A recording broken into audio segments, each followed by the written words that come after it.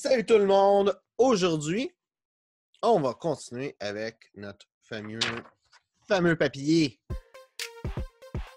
Être entrepreneur, c'est être payé pour aimer sa vie. Bienvenue au 4e épisode de Questions d'affaires. J'ai pris le temps de regarder les questions qui sont écrites pour aujourd'hui sur la feuille et ça va être un super vidéo aujourd'hui.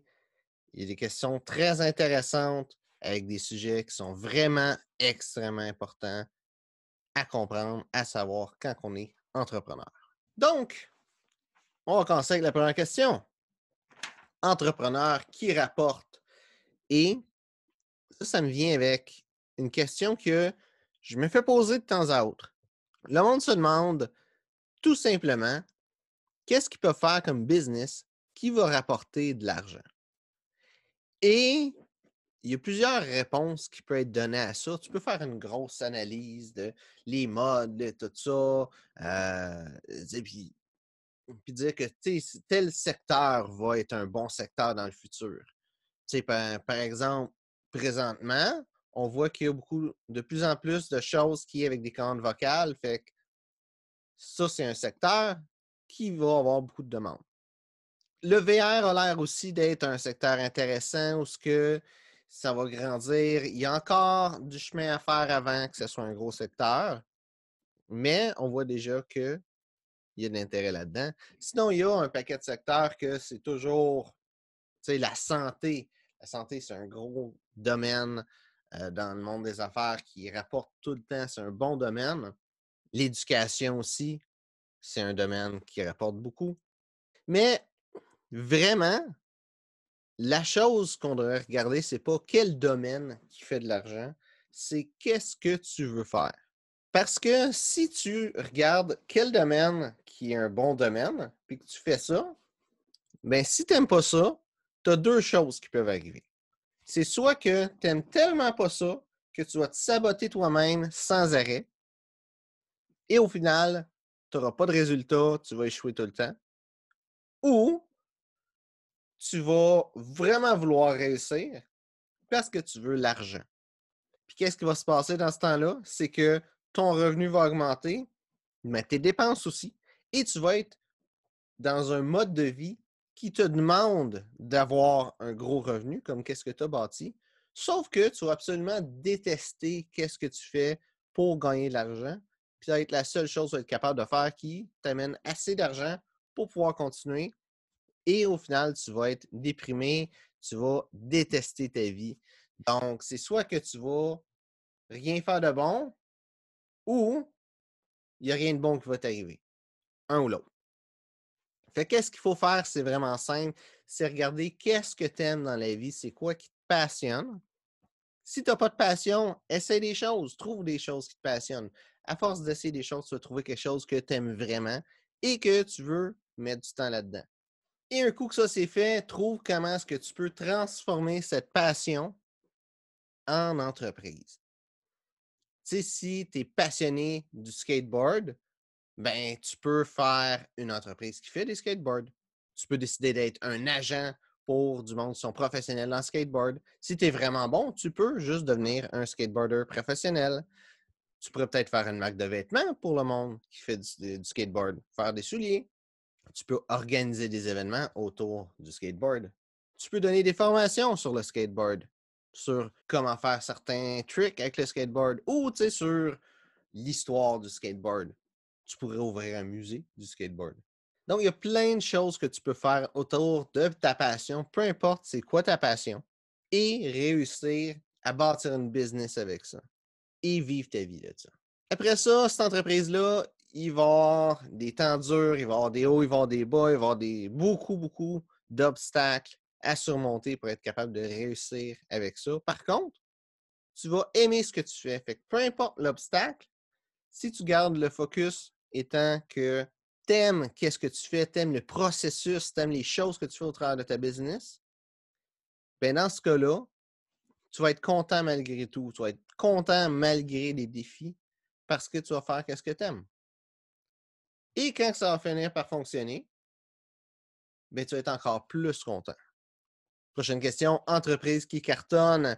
Donc, les entreprises qui cartonnent, qui marchent beaucoup.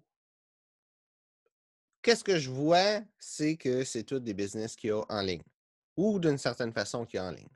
Regarde, Amazon, par exemple. Tesla. Tesla, tu as des places physiques, mais tu peux acheter une Tesla sur Internet si tu veux. Tout le processus, tu choisis toutes les options comme tu veux, tu achètes ça par Internet, puis il n'y a pas de problème. Fait que, vraiment, les entreprises qui fonctionnent, c'est des entreprises qui facilitent l'achat de leurs produits ou de leurs services. Prochaine question, entrepreneur qui embauche. Ça me fait penser un petit peu à une histoire que j'avais vue. Je me souviens plus d'où ce que ça vient. Je pense que ça vient de Père riche, Père pauvre.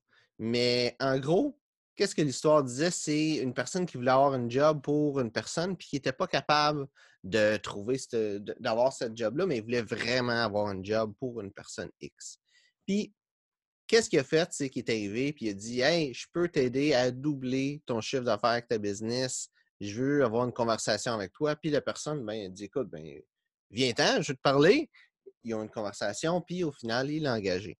Puis, je ne dis pas, on promet de doubler le chiffre d'affaires d'une business. Peut-être que tu es capable, si tu es capable, mais offre-le. Mais si tu ne sais pas trop si tu es capable, offre pas ça. Hein. Par contre, s'il y a quelqu'un que tu veux travailler avec cette personne-là spécifiquement, offre-y quelque chose. Offre-y, si c'est juste d'y offrir d'amener son café le matin en échange d'être là avec lui pour pouvoir parler avec, si tu veux un mentor, si tu regardes Gary Vaynerchuk, que j'aime bien, il y a la personne qui filme ses vidéos, qui est toujours avec lui, c'est D-Rock, son nom. Puis qu'est-ce qui s'est passé? C'est qu'il a envoyé des vidéos, puis il a envoyé des messages par Instagram. Il a dit Hey, je veux faire des vidéos pour toi gratuitement. Fait qu'il a dit OK, viens-t'en. Puis il l'a engagé, puis là, à cette heure, ben, il travaille pour lui. Puis ça va être la même chose avec tout le monde. Si tu es capable d'amener une valeur extraordinaire à quelqu'un, c'est sûr qu'il va vouloir t'engager. Si tu es capable d'en donner plus que ce que la personne pense qu'elle te paye, ben, tu as gagné. Prochaine question. Qui est entrepreneur? Donc, si tu es en train d'écouter la vidéo, il y a des bonnes chances que toi, tu sois entrepreneur. Et question-là, j'ai pas vraiment grand-chose à dire qui est entrepreneur. C'est n'importe qui fait une entreprise, qui a un rêve et qui fait tout pour que ce rêve-là arrive quand il te reprend des choses dans la vie. Comme j'avais lu dans le dictionnaire, là, une couple de vidéos, je pense que c'est le premier vidéo, un entrepreneur, c'est quelqu'un qui gère une entreprise. Donc, si c'est une entreprise, c'est entrepreneur. Bon, là, j'arrive dans la prochaine section et la prochaine section a l'air d'être remplie de questions plus étranges les unes que les autres. Fait que je vais dire qu'est-ce qui me vient en tête avec ça. Fait que la prochaine question, c'est entrepreneur quand l'édifice s'écroule. Je ne sais pas pourquoi c'est recherché spécifiquement ça. Moi, ce que je veux dire, c'est si tu fais affaire avec quelqu'un, puis quelque chose qui ne marche pas, ben dis-y. Règle ça par la communication. Règle ça en parlant avec, finalement. Là, et si ça ne se règle pas, parce que ça se peut que ça ne se règle pas, ben fais ce qu'il faut. Il y a une règle dans la vie. Là. Cette règle-là, c'est vraiment simple. Si tu vis avec cette règle-là, tu vas gagner dans la vie. C'est fait, qu'est-ce qui fonctionne. Une autre règle que je pourrais t'ajouter, c'est aime les autres de tout ton cœur. Fait que si tu aimes les autres, tu fais qu'est-ce qui fonctionne, il y aura plus de problème. Prochaine question. Quand auto-entrepreneur? Euh,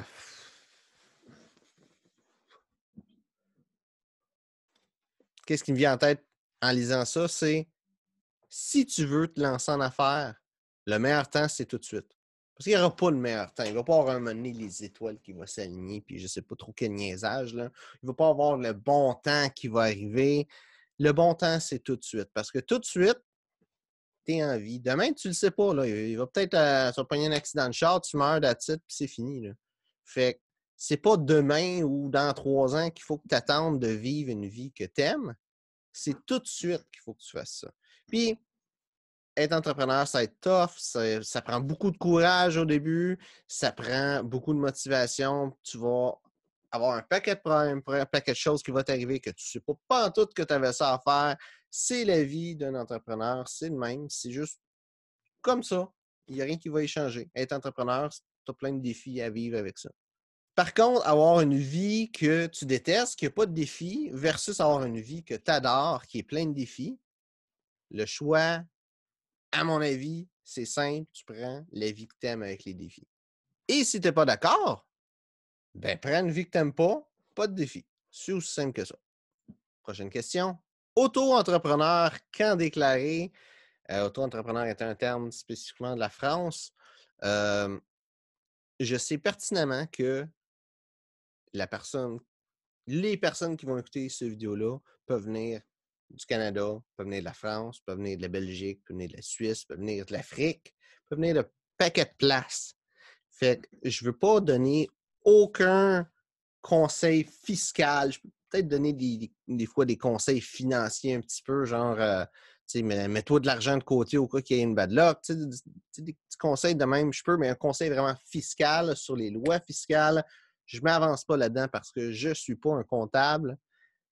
Je ne suis pas un avocat non plus. Et si tu as des questions fiscales, fais affaire avec un comptable. Et tout court, fais affaire avec un comptable. Sa job, c'est que tu payes le moins d'impôts possible ou que tu retires le plus d'impôts possible. Fait qu'au final, d'engager un comptable, c'est censé te rapporter plus que qu'est-ce que tu payes pour ce comptable-là. Et à part si tu as vraiment une restriction ou une personne de ressources super spécifique que tu as besoin dans ta business, que ça te prend absolument cette personne-là, la première personne que je te conseille d'engager, c'est un comptable. Si j'ai un conseil fiscal à te donner, c'est ça, engage un comptable.